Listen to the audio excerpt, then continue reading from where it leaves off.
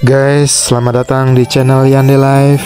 Bagi yang baru pertama kali mampir ke sini, channel Yande Life berisi vlog tentang jalan-jalan di tengah alam Bali. Channel Yande Life kali ini ke salah satu situs wisata sejarah dan budaya terkenal di Bali, Goa Gajah. Goa Gajah berjarak sekitar 27 km di sebelah utara kota Denpasar. Perjalanannya butuh waktu sekitar 50 menit. Goa Gajah berada di lembah yang sangat indah, lembah sungai atau Tukat Petanu.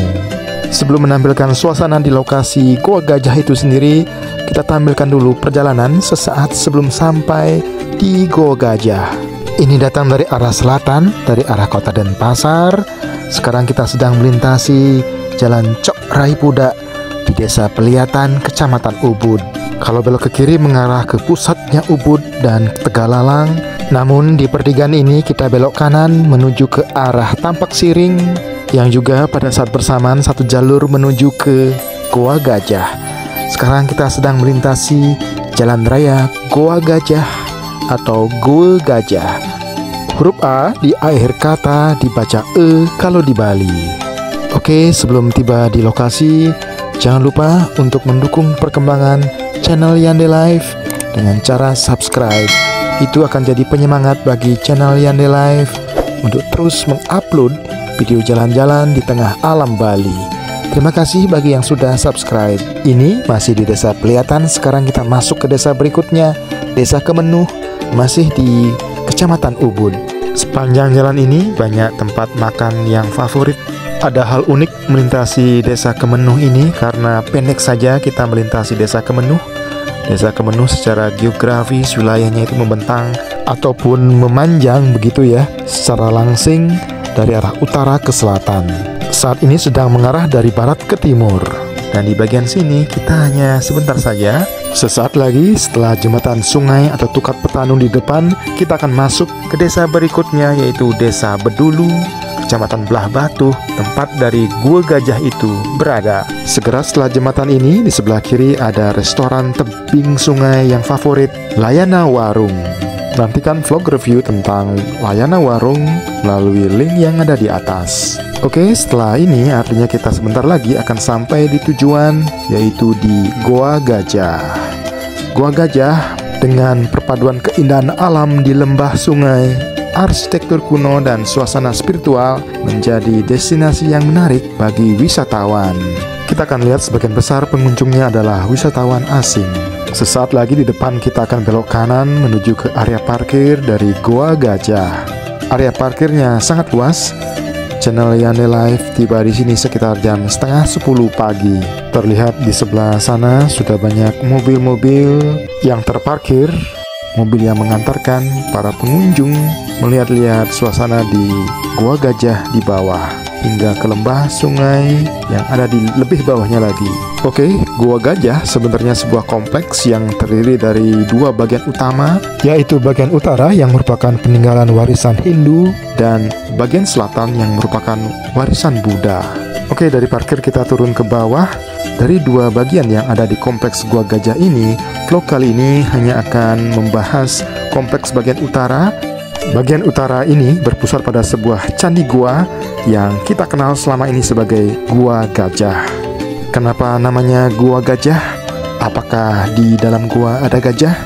Atau di dalam kompleks ini pernah jadi habitat gajah? Silakan simak sambil kita berjalan kaki untuk nanti turun ke lembah. Setelah menyusuri pertokoan souvenir, kita tiba di loket masuk. Namun kita di sini tidak akan bayar.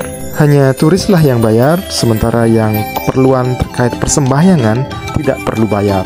Tentunya untuk turun nanti perlu pakai sarung atau kamen. Channel Yande Life kesini dalam rangka pengambilan tirta atau air suci untuk keperluan persembahyangan.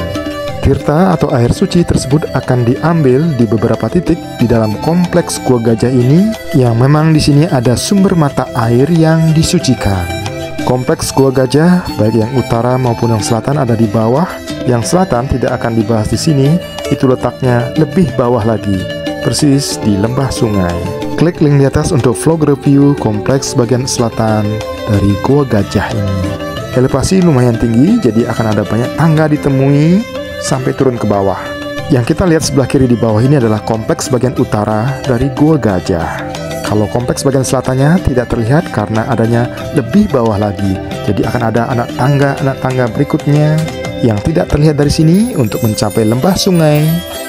Kompleks bagian utara dari Gua Gajah ini diduga telah ada sejak abad ke-11. Lalu sempat tertimbun karena kemudian ada berita penemuan Gua Gajah kembali yang berawal dari laporan pejabat Hindia Belanda pada tahun 1923 yang menemukan arca Ganesha dan benda-benda purbakala lainnya. Bertahun-tahun tempat ini mendapatkan perhatian khusus dari pemerintah Hindia Belanda, dan sejak tahun 1950 setelah Badan Purbakala Republik Indonesia membuka kantor seksi cabang di Bali yang berkedudukan di Gianyar, maka di bawah pimpinan seorang Belanda yang bernama J.C. Krijsman, penelitian terhadap peninggalan purbakala di Gua Gajah mendapatkan perhatian yang lebih khusus lagi. Pada masa itu dilakukanlah banyak sekali penggalian-penggalian hingga tampaklah seperti tampilan yang kita lihat hari ini. Di depan bawah ini ada wantilan, semacam gedung serbaguna. Gua Gajah dikelilingi oleh hutan hijau, aliran sungai, dan suasana alam yang tenang di lembah memberikan suasana damai bagi pengunjung. Di sebelah kiri bawah ini tampak terkumpul reruntuhan stupa Buddha yang berasal dari kompleks bagian selatan. Bagian selatan tersebut erat kaitannya dengan peninggalan ajaran Buddha. Sementara bagian utara tempat kita sekarang berada itu erat kaitannya dengan peninggalan Hindu. Nah, akses menuju ke bagian selatan dari kompleks Gua Gajah ini ada di tanda panah. Vlog bagian ini khusus menampilkan tentang kompleks bagian utara. Kompleks bagian utara ini berpusat pada sebuah gua yang kita kenal selama ini sebagai Gua Gajah. Di dalam gua terdapat patung Ganesha, patung dewa berkepala gajah. Ya, itu salah satunya ya, beberapa penemuan penting di gua ini sebagai tempat suci khas umat Hindu. Gua Gajah diperkirakan dibangun pada abad ke-11 pada masa kejayaan kerajaan Hindu Buddha di Bali. Tempat ini dulunya digunakan sebagai tempat meditasi.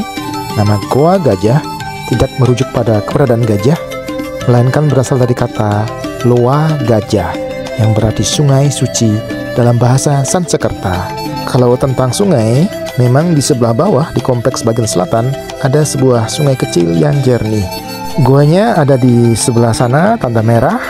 Nanti kita akan mendekat ke sana. Di pintu gua dihiasi oleh ukiran wajah yang menyerupai bentuk gajah. Di kompleks bagian utara ini ada beberapa bangunan yang memang ini difungsikan juga sebagai pura.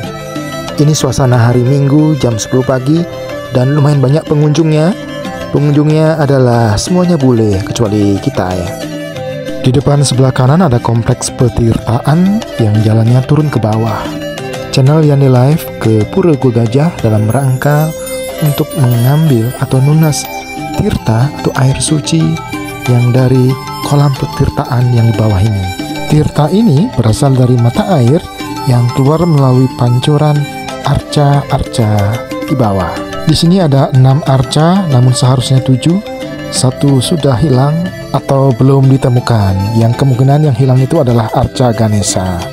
Semula saat tempat ini ditemukan pada zaman Hindia Belanda, tempat ini dalam keadaan berantakan dan tertimbun oleh tanah. Bahkan tertimbun juga oleh bangunan baru. Kemudian berhasil digali dan direkonstruksi pada tahun 1954 atas jasa keturunan Belanda J.C. Krijsman yang ketika itu kepala kantor purbakala di Bali. Oke, di sebelah kiri ada goa, di mana di dalam goa ada patung atau arca Ganesha dan juga Linggayoni.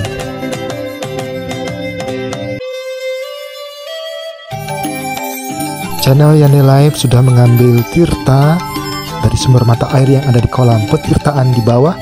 Sekarang akan mengambil tirta lagi di mata air yang lain yang ada di sebelah dalam dari pura Gua Gajah ini, yang merupakan juga cagar budaya.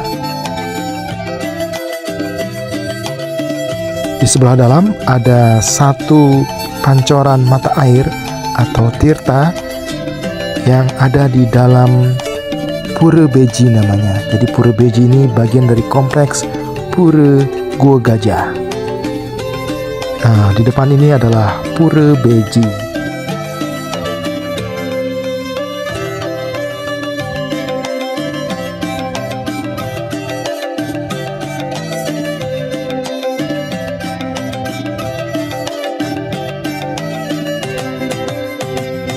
Tampak ada wisatawan asing yang juga melihat-lihat di dalam Pura Beji ini. Tuntas sudah mengambil 7 mata air suci yang ada di dalam kompleks Pura Gua Gajah, kompleks bagian utara. Setelah ini akan dilanjut dengan pengambilan tirta atau mata air suci yang ada di kompleks bagian selatan atau yang lebih dikenal sebagai Pura Bude. Simak itu di vlog berikutnya, lihat linknya yang ada di deskripsi. Jangan lupa untuk subscribe.